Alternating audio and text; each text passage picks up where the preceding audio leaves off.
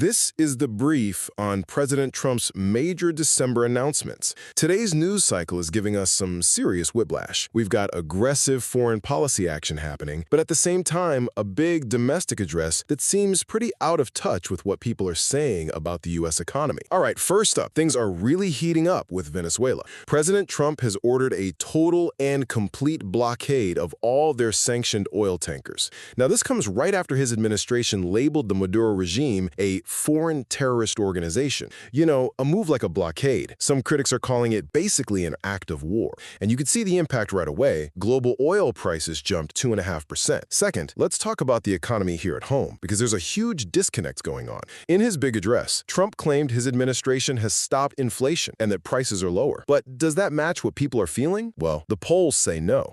A brand new low of 57% of Americans actually disapprove of his handling of the economy. For almost half of all voters, the high cost of living is still their #1 worry. And finally, Trump also announced something called a warrior dividend. It's a $1,776 bonus for about 1.4 million military service members, timed just before Christmas. But here's a really interesting part. Where's the money coming from? Trump says it's being paid for, in part, by revenue from tariffs. So he's taking a controversial policy and directly tying it to a really popular bonus for the troops. So what's the bottom line? Today really highlights a sharp turn towards a more assertive stance on the world stage, while at home, there's a real battle to make the administration's economic story match what voters are actually experiencing.